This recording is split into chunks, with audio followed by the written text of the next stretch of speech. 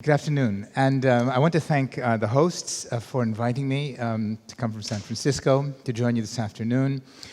It's Mick and Elena and Ulrike and Stenka and of course Kirsten and my collaborators this afternoon. It's great to be here. So I'm a political anthropologist, and I study cities and citizenship, and I've been asked by the organizers to appreciate Kirsten's LEK project in these terms. I've done most of my work in Brazil, in the peripheries of Sao Paulo and Rio and Brasilia and other cities. I have a project now in Nicaragua. I'm working in Paraguay. I have I'm writing things now in the United States. It's a very strange place. And so I come from that world of anthropology to this, and I find tremendous inspiration and similarity, actually. And I want to talk about some of those things. So it's evident today that democracy, as usual, isn't doing well. Multitudes of people around the world have expressed their disgust in the many metropolitan rebellions that marked the first 2 decades of the century. For even greater multitudes, however, the exhaustion of democracy, as usual, is evident in their exclusion from democratic practice altogether, evident in their alienation and isolation from political life. Kirsten's LEK project in Sundbyberg, and I'll say it in my English, is a brilliant intervention into the spaces of both democratic occupation and democratic disconnection. It not only engages key problems of contemporary democratic citizenship, it also proposes alternative configurations and, more remarkably, enables a set of methods for achieving them. Kirsten's LEK project challenges assumptions about social division among neighbors, about urban development, and about government, both government in the sense of municipal authority, and more profoundly, government in the sense of the management and development of the agencies of self and collectives. The LEK project also challenges to the core contemporary practices of planning as a mode of intervention into social life. It is not only that as a result of their co-authoring in the project, residents of Holston and produced a counterplan to compel municipal authorities to consider their residentially based vision of neighborhood development. It is also that Kirsten herself deploys a counterplan, one that we can call her art practice, by means of which she implements a set of methods, techniques, and tools aimed at redefining the nature of urban planning as intervention. Central to her art is a concept of play that entails making things, statements, videos, and citizens, a redimensioning of the time of play, and a reconfiguration of the space of play. These elements define a strategy for creating an assembly of people capable of managing their interconnected lives, a strategy that radically defamiliarizes the planning process as usual, by breaking its authoritarian habits open to the light of new and revitalizing democratic practices. Perhaps it takes an artist to achieve such results, inasmuch as art has often aimed to disrupt the conventions and routines of consciousness. I would add that Kirsten's art practice is close to my own conception of anthropology and its ethnographic strategies of research as means to defamiliarize the taken for granted and deadened habits of social life and refamiliarize them with new inscriptions. In what follows, I first consider the problems of democratic citizenship that LEK engages, then suggest the conditions under which it might be possible to address these problems, and finally discuss the methods that Kirsten deploys to do so. The mere aggregation of people into urban neighborhoods or housing blocks does not produce an assembly of citizens capable of recognizing their attachments of mutual interest and articulating them into a deliberated and collaborative course of action. A method is required that generates conditions favorable to the development of such associational forms of political life. Where they do not already exist, the method must entail intervention into the routines of daily life. Kirsten constructs this intervention as a long-term make-believe. In English, a make-believe is usually understood as a playful act of pretending, a fanciful false appearance. But Schurston's play art transforms the meaning of make-believe into a making that becomes the foundation of new beliefs in the agency of residents, ordinary residents of average housing blocks in commonplace neighborhoods, for real measures of self and community determination. So the problem of citizen-making and its conditions. Schurston's LEK project confronts directly one of the foremost difficulties of democracy today, namely that of discovering the means by which to transform disarticulated aggregates of people into groups of citizens capable of bearing the weight of democratic decision-making. I say weight because deliberation and collaboration are responsibilities and entail labors that citizens must bear, or else they forfeit the experience, practice, and knowledge of the management of collective affairs, absolutely essential to citizen-making. Or else they tacitly accept a passive citizenship that amounts to subjugation. Or else they abdicate some part of the legitimacy of their right as inhabitants to partake in the Commonwealth. But I also say weight of democratic deliberation because most of us are out of practice for decades, if not generations. Many experience political life through the social production of indifference. Overcoming that indifference is challenging. Many may long for an active Athenian direct democracy of participation, but while doomed to the Roman, that is, to a passive and legalistic citizenship that emphasizes private pursuits and public indifference, most of us know very little of the rigors of active citizenship. Thus, we have to learn how to be deliberative and collaborative citizens through a process of education that requires considerable investments of time, energy, passion, and patience.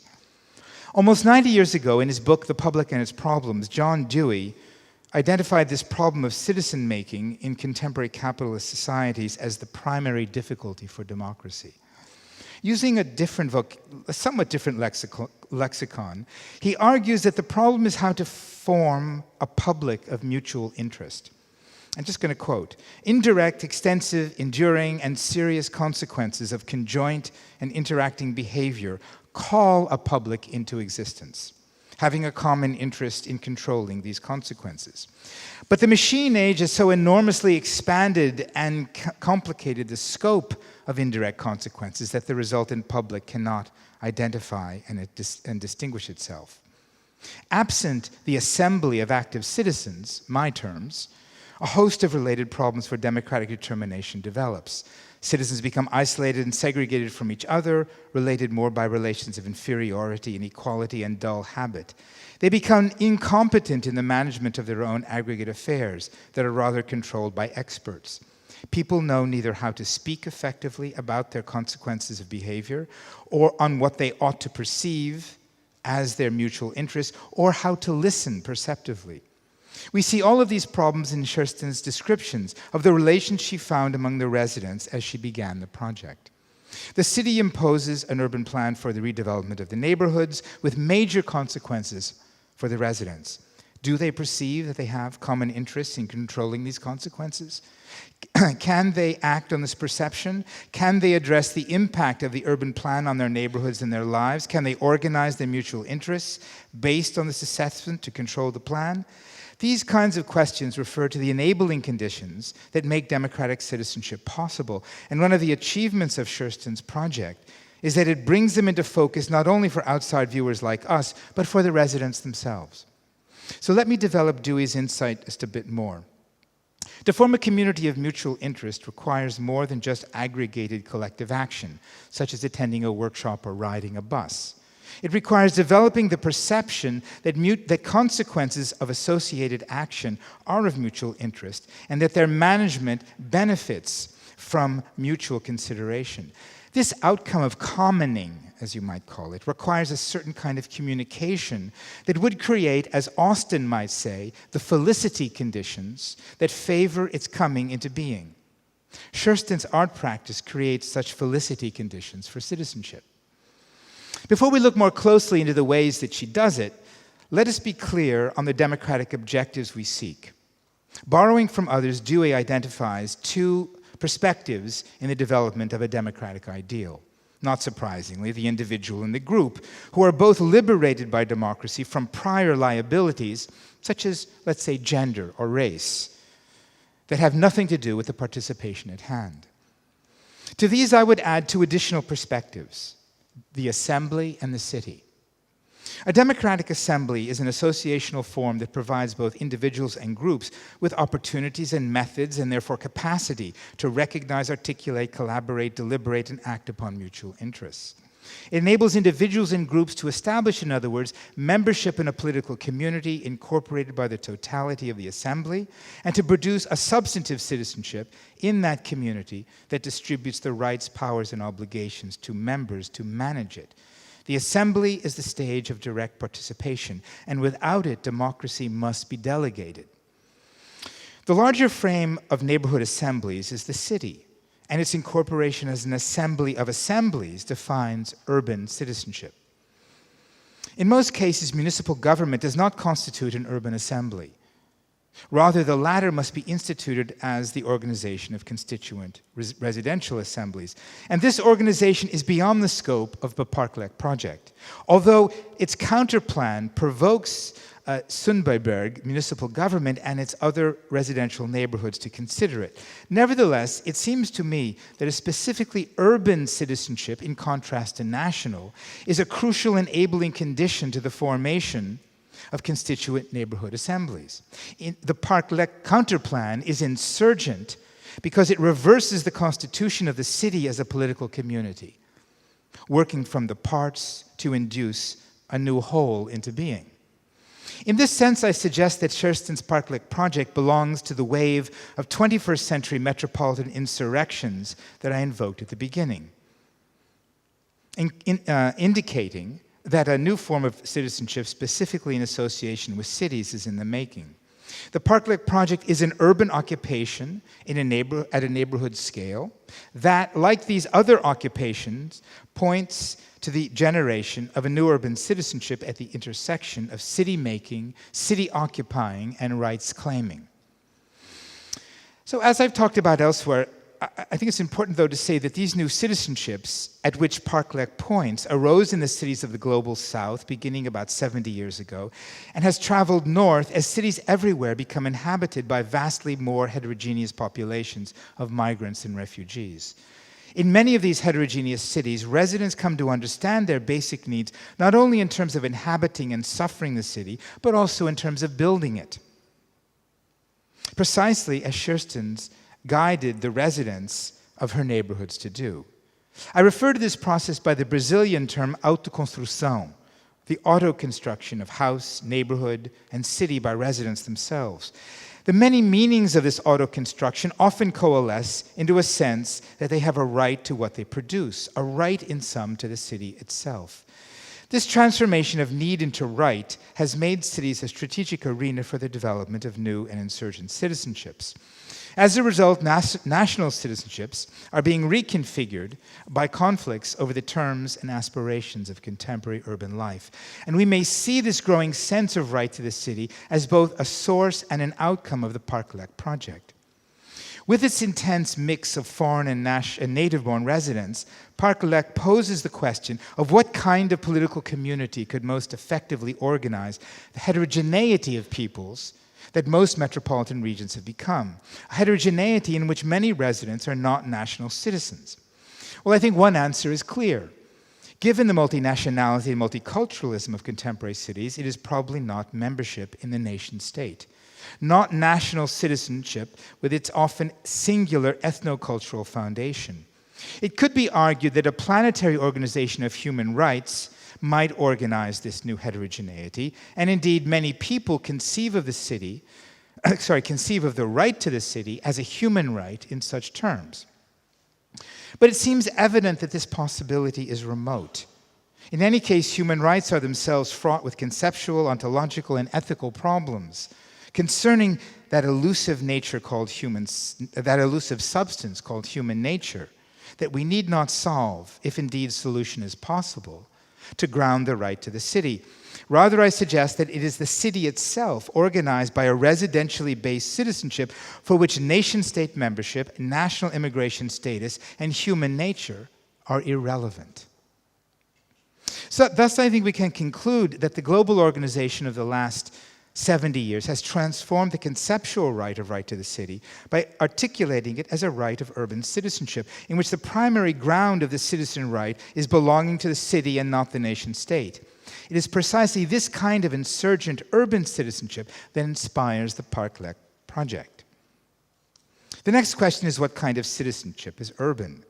Given the supremacy and antagonism of national sovereignty and its citizenship, an urban commons is unlikely to receive formal legitimation from national sources of law and institutions of authority. Rather, it is far more likely to emerge from new sources of association that residents assemble from their shared production of the city in the activities of their lives and labors. The LEK initiative is exactly this kind of new source. So let me talk about method. Sherston's art practice in LEK aims to produce the conditions that enable these four elements, the individual, the group, the assembly, and the city, to gain the democratic capacities to coalesce into an urban citizenship. In effect, her art practice is a methodology to facilitate this process.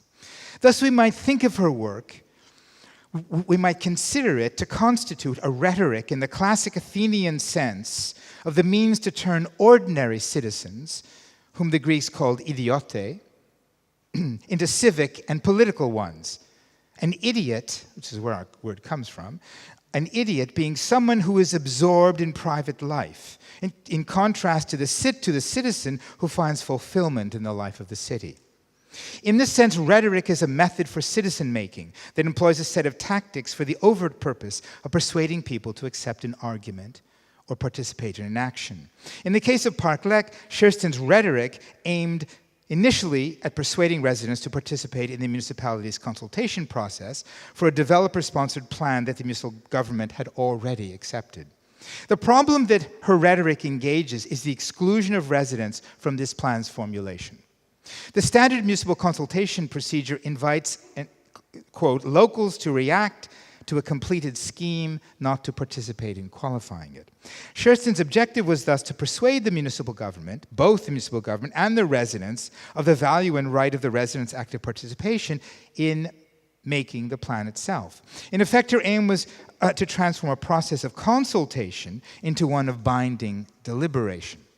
To that end, Sherston first convinced City Hall to constitute LEK as an alternative venue for consultation. Then she had the more difficult challenge of engaging the residents. Her initial strategy was twofold.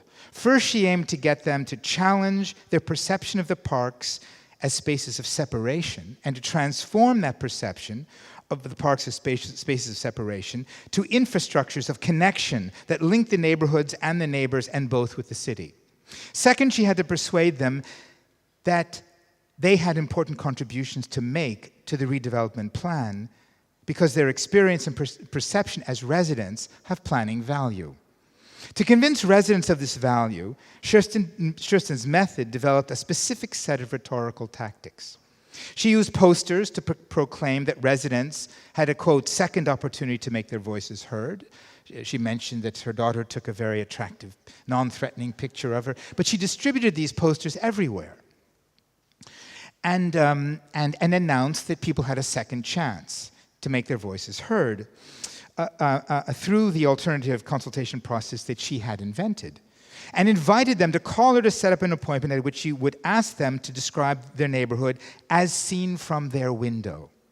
As she recounts, and I'll just quote for a moment, as she recounts, at the appointed time and place, I simply walked over to their place with my camera to listen and to document their point of view and their different forms of knowledge. Some weeks later, I would return with a short video that loyally mediated their focus and concerns. Approved by them, the film was then published on YouTube. I recognize these methods as those of an ethnographer conducting field work. Indeed, Sherston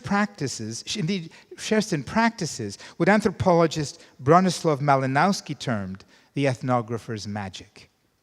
Malinowski's account of the Trobriand Islanders in Argonauts of the Western Pacific, published in 1922, established a lasting set of ambitions for anthropological field research.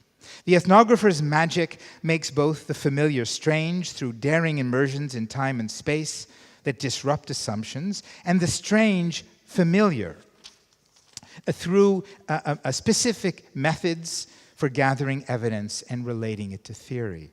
This magician must also be a detective with specific techniques for collecting data and reaching conclusions. The ethnographer's magic utilizes three overarching methods. It requires that the ethnographer immerse herself in the daily life of her natives, living with them for long periods of time, usually in places distant from home. This redimensioning of time and space of research enables the ethnographer to understand, quote, the native's point of view. As Malinowski put it in one of the most famous phrases of anthropology, thrusting her nose into everything, as he put it, the ethnographer learns the native's language, opinions, and conflicts and gathers stories, their stories, drawings, and representations. She checks and compares them, finding in this manner the gaps and contradictions. She pursues these problems to provoke the natives to contribute more. In gathering data, the ethnographer must have real scientific aims, as Malinowski put it.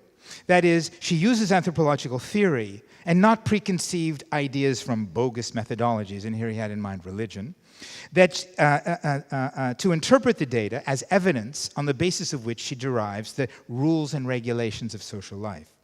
This anatomy of society is nowhere written down as such in a native lexicon, but is everywhere evident in what natives say and do, so that the detective anthropologist has to apprehend it as spoken and enacted. In Park LEK, Sherston practices her art as ethnography, and I find, if you'll permit, that she also lets us see ethnography as artistic practice. She begins her work there with a redimensioning of the usual time and space of typical institutions of art and planning by immersing herself in the neighborhoods for on and off about 9 months, which she calls an extended investment of time, so that she can discover and document the residents' point of view. Her theory identifies the problem of alienated voice as the ground of her empirical work, and that leads her to build the agency work to build the agency of residents through the cultivation of attachments to each other, the neighborhood parks, the planning process, and the city. By attachments, I mean commitments that arise through the discovery of mutual interests about people. Think of Dewey. And also the confidence in self that develops when individuals, often alienated from political life, discover that their voice matters in common affairs. Thus, Sherston develops field methods to encourage residents to articulate the world from their window, through their eyes. Then she gets residents to realize that their points of view are important to the planning process by juxtaposing and comparing them, just as Malinowski recommended. She publishes 43 videos of them on YouTube and assembles them at neighborhood meetings. When neighbors see each other speaking out, the assembly of perspectives, and I quote, awakened a very local, intense public debate. It was the assembly of perspectives that did that. The result is a request from the residents for a direct collective discussion about the redevelopment plan, which she organizes as a 4-day symposium. It is, in effect, a citizen assembly for debate and decision-making. Really interesting, the force of this citizen collective becomes evident to such an extent that the corporate property developers realize that their situation has changed. And they, not wanting to risk isolation, they agree to participate by funding the huge architectural model of the area that participants could use during the discussion to visualize the various development plans. It's not out of their, generosity. She forces, the assembly of citizens forces them, or else they'll miss the game. They're not dummies. Sherston further instigated the collaborative planning process by implementing a series of brilliant rhetorical tactics, including model-making, drawing, mapping, construction of the assembly room that we saw, the pink room, stocked with local memorabilia, which she didn't really talk about, but it's quite beautiful, to remind residents of the importance of local history and culture. The provision of architects and planners to facilitate the visualization of ideas to help translate speech into plan, and the eventual direct participation of housing project managers, property developers, urban planners, and city council itself. The result of this unprecedented citizen assembly is the realization of an alternative planning process and the production of an alternative plan. Through the power of citizen deliberation and direct democracy, this counterplan checks the corporate redevelopment plan. Thus, the Assembly succeeds in instituting an insurgent urban citizenship. It is a stunning reversal, a victory for idiots turned into citizens who were metamorphosed by the rhetoric of artistic practice. Two methods and one epistemic value of this practice deserve a bit of comment, and then I'll conclude. I'll conclude with this. While professional planners generally talk at us, Sherston listens. As ethnographer artist, she listens and records what people say and do. She develops what I would call a politics of audition to counter the declamatory politics of planners, developers, and politicians. By audition, and not all planners and politicians are, I'm constructing a category of, the dark planet. But of course, I do think that declamatory speech is a professional tactic that people use to talk at us rather than to listen. So, by audition, I mean the ability to be heard by others, to reach an audience. A major problem with urban planning is that although most people affected by a plan are free to speak, most are not heard in the planning process. So if the crucial issue is less free speech than to whom and how speech circulates, then the contestation of official planning, as usual, requires a politics of audition that reveals the logic of voice suppression and subverts this outcome. It is precisely this kind of audition that Sherston practices. In Park LEK, audition happens with play. It is, after all, called Park LEK, which I think means park play. Sherston provides the toys, drawing implements, models, cameras, maps, paint, construction tools, and establishes what game theorists call the magic circle of play, within which people feel secure to experiment. The pink room is such a liminal, protective space. There is not an explicit game in Park LEK, but rather the sense that people can make things happen, try them out, put them together without being censored or humiliated. Play is thus a tactic fundamental to sustaining a creative process in the cultivation of voice and vision and attachment. So as I was preparing this and I'm thinking about the project, I was reminded that a long time ago, I myself had developed a critique of modernist planning and architecture. And so I thought about what I had written, and I thought about the type of modernism embodied in the Sundbyberg corporate redevelopment plan. And my criticism was that modernist planning does not admit or develop productively the paradoxes of its imagined future.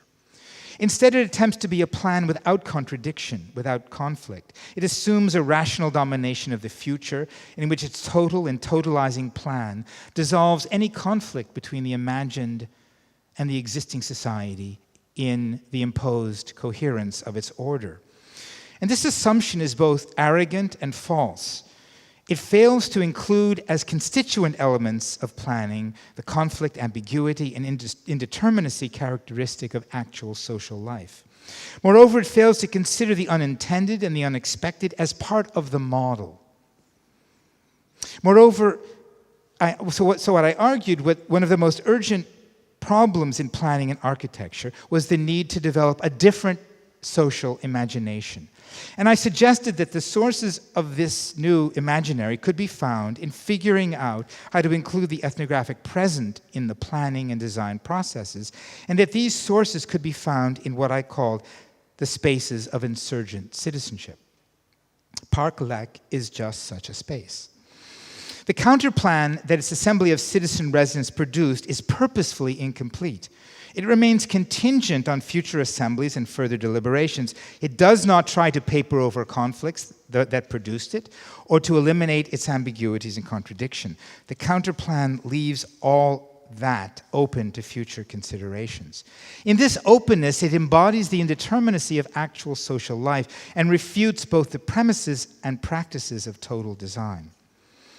The Park LEK project teaches us to recognize the sources of a counter to modernist planning in the everyday practices of residential life, which, by the initiative of the project, become the spaces of an insurgent citizenship.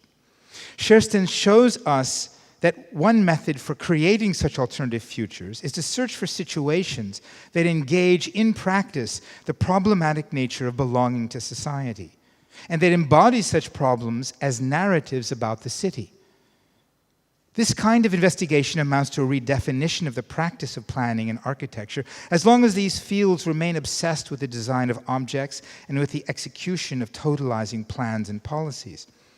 To engage a new social imagination after the debacle of modernism requires looking into, caring for, listening to, playing with, and teaching about citizen experience as lived. To plan an alternative that is possible is, in such ways, to begin from ethnographic engagements with citizenship, democracy, planning, architecture, as the basis for our own artistic and anthropological practice. Park LEK inspires us to do so. Thank you.